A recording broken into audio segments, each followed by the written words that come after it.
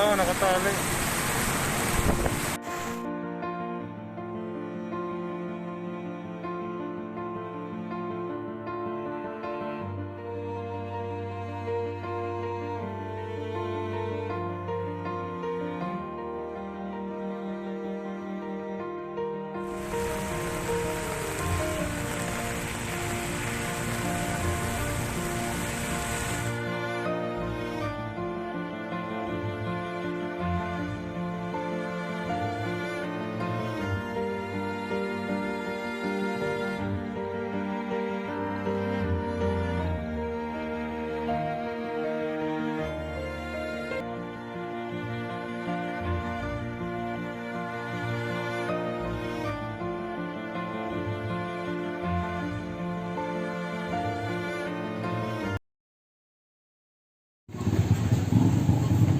Andito naman tayo ngayon sa bigas.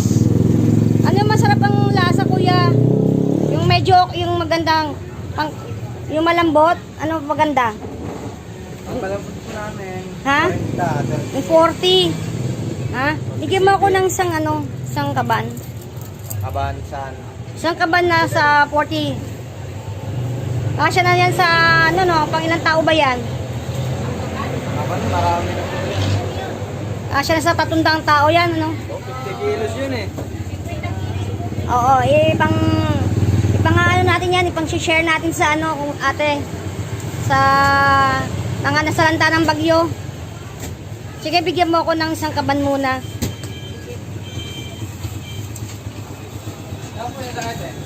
Ano yung kotse? May dala akong kotse yan doon. Ayun, oh. Good morning po, brothers and sisters. Andito po ako ngayon sa isang bahay dito sa May Cristobal, kung saan ay magdadala po ako ng groceries. Dito sa kaibigan to ng cousin ko eh. Pero nanghihingi siya ng suklolo kasi talagang binaha din sila at nasira yung kanilang bubungan, bumagsak na ng tuluyan. Papakita ko sa inyo mamaya. Ngayon po ay nandito ako sa loob ng bahay nila.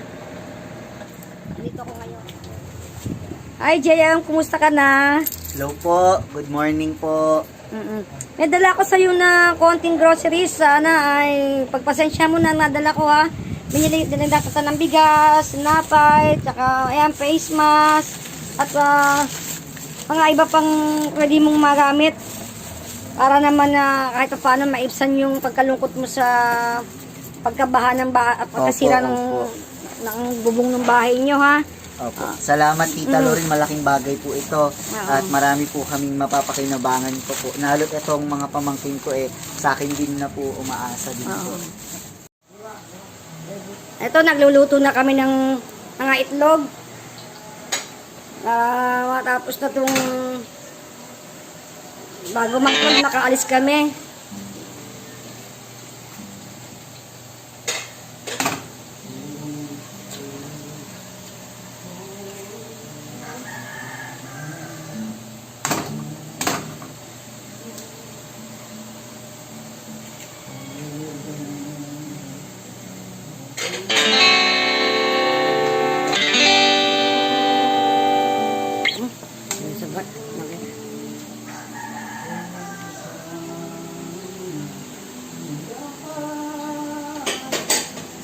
Ito po si JM.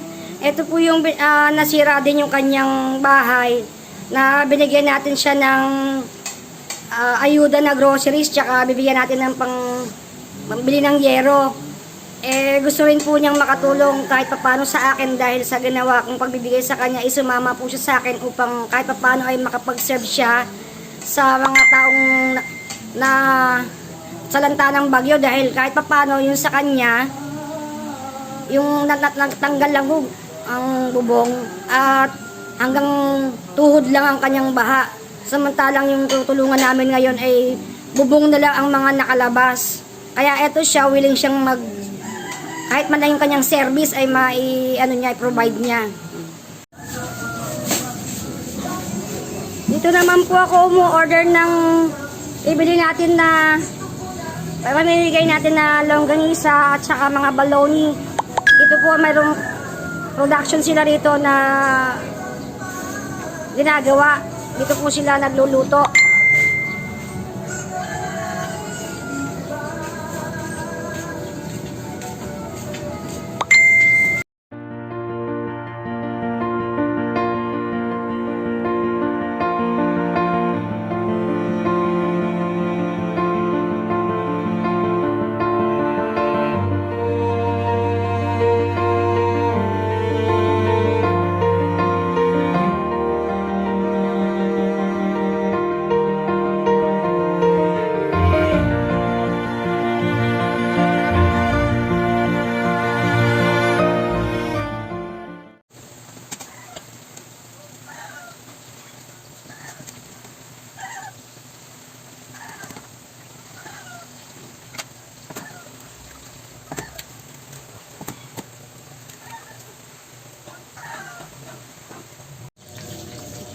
Sabi,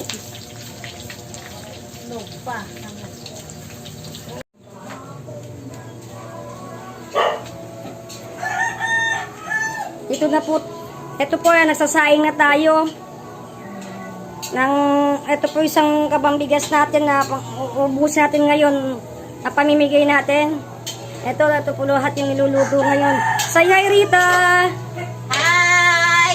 Say hi, Josie! Yan, dami kong mga cook. Busy yung mga cook natin. Mga, ayan o. Busy, bagong panganak. Magluluto. Itong mga eggs kasi, yung rice namin medyo hindi pa masyadong nainin. Kaya ito muna unahin ko.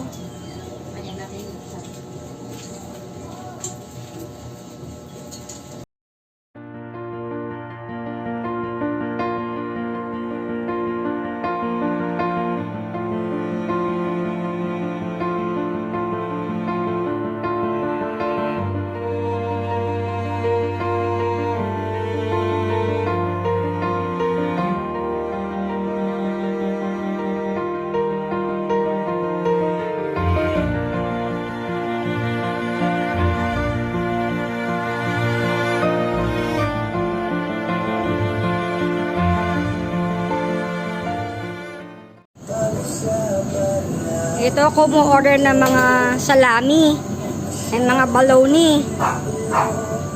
Ang productions nila is nasa 1,000 per day. Masasarapan ng mga lasa nito. Ito yung pinaka mabait na ano dyan, trabahador. Yun. Yung mabait na trabahador. Lunchtime sila. Ito po yung may-ari ng ang napakabait na may-ari nitong manufacturing ng mga longganisa. Kuya, say hi nga. Yan, nahiya, yan. Pagka may mga orders po kayo, ay mura-mura lang po ang kanyang mga tinda na longganisa. Nandito po kami ngayon, on the way po kami sa Bagong Silangan. Hahanapin pa namin yung lugar kung saan kami magbibigay ng ayuda, mga pagkain po, kasi meron po kaming may nag-text po sa amin na kailangan po ng tulong dito sa may Bagong Silangan. Nandito sila sa may isang covered court. Sa ngayon ay magdadasal muna po kami. Nang sa ganun ay mahagabayan po kami. In the name of the Father, the Son, and the Holy Spirit. Amen. Lord God, we praise you, we glorify you, we believe you, we love you, we adore you. Lord, sa oras na ito ay papunta na po kami sa Bagong Silangan. Lord, gabayan mo po kami kung saan kami patungo. Muli ay samahan niyo po kami. Ipadala mo po sa amin ang iyong banal na espiritu na siyang maggagabay sa amin. And cover us with your most precious blood of Christ from the top of our heads up to the tip of our toes. Send forth your Holy Spirit in every one of us, Lord. Ganun din po, Panginoon, patuloy mo po doon ipadala ang libong anghel upang kami samahan at pangunahan at mula pong balakid. At makarating po kami sa po aming pupuntahan. At sana po ay bless you rin ang mga tao, Panginoon, na nangangailangan ng kanilang tulong. Ganun din po ang kanilang pagkain na aming ibibigay, Panginoon, i-bless mo po. Marami po salamat, Panginoon. Our Father in heaven, holy be your name. Your kingdom come, your will be done on earth as it is in heaven.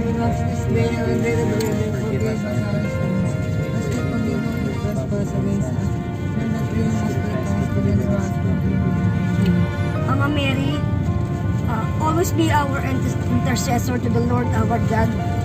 Please pray for us. Hail Mary, full of grace, the Lord is with you. Blessed are you among women, and blessed the fruit of thy womb, Jesus. So, to the most holy Trinity, glory be to the Father, to the Son, and to the Holy Spirit. Thank you, Lord God. Thank you, Jesus. Thank you, Holy Spirit. At marami po salamat, Panginoon. In the name of the Father, the Son, and the Holy Spirit.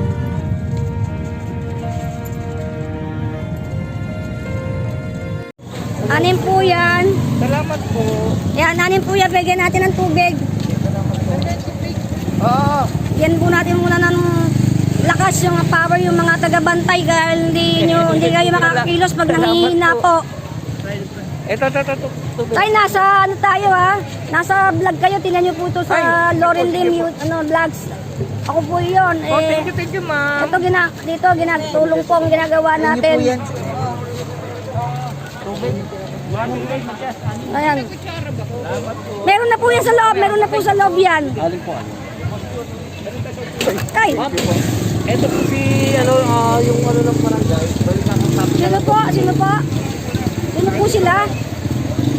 Ito po, katulong-tulong natin ng mga ano po kayo, mga DPOS ng Quezon City.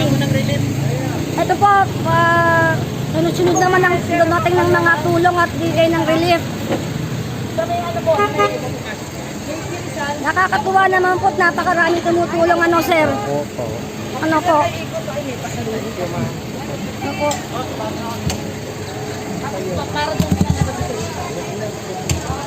Ito po, nagbigay din ng Maynilad. Kanya-kanya pong tulong ang ginagawa ngayon, bayanihan. Ito yung Si John, siya yung kasama si natin. John, siya yung turo sa amin dito sa Bagong Silangan na ito kami mag-abot ng tulong. Opo. Ma'am, ito yung president nila. Ay, ito po. Ako po si Lauren Lim na usa po tayong tumutulong na nag-aabot ng kahit paano pagkain para sa ating mga kababayan na nasa lanta ng bagyo. Salamat po. Hanggang saan po inaabot ang tubig sa inyo, ma'am?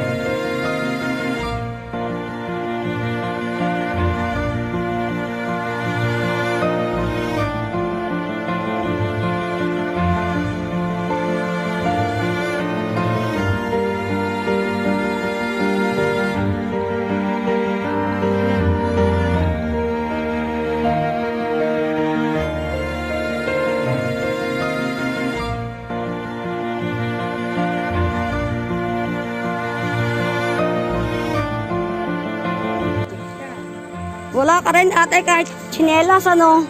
Wala naman binibigyan ako ng presidente namin. Hindi sa kapit ba? Talaga naman. Mayroon naman doon kaya lang hindi pare-pareho yung ano. Okay, sige. Lahat ng mga kahit pangangailangan pwede nating kumot, diba? Unan, bigas ang kailangan mo, no? Kahit wala nang kumot basta may bigas. Sige po, ano pangalan niyo po ate? Tuna po magbalo. Ilang taon na po kayo? 50 yan. Oh, sige. Matanda pa. Sige, tingnan po kung ano po ang maibibigay namin tulong sa inyo. Babalik po ako dito sa lugar na to at pupuntahan ko po kayo.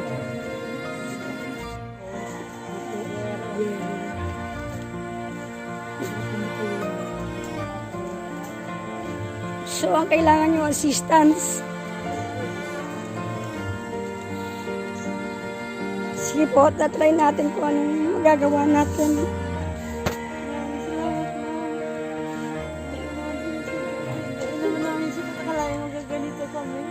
Wala na. Kaya nga sana ako manghingi, sana dyan lang ako lumalapit sa presidente namin. Kaya dyan lagi ako na alert siya sa akin. Wala naman kung may gusto niyang kanyang mangyari. Agad nakrap nga ako dito nung hinahabol ko yung gaso ko. Hindi ko rin nahabol kasi malakas ko. Naano din yung gaso.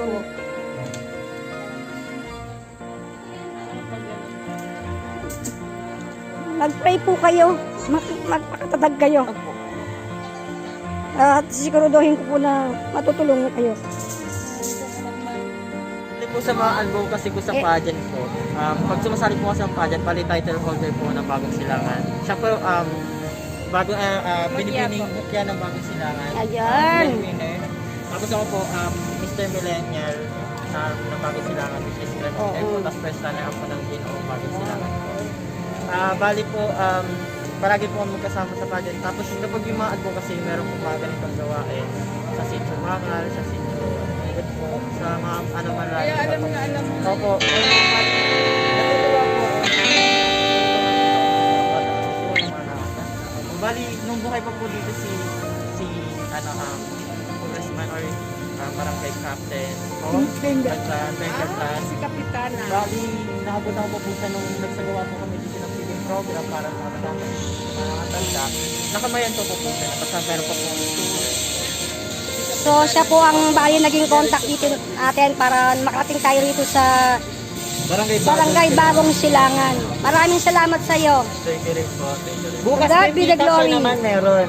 Opo. Saan naman tayo bukas? Bukas meron din kami. Tumana tayo Bukas sa... nasa Tumana naman kami. Ako.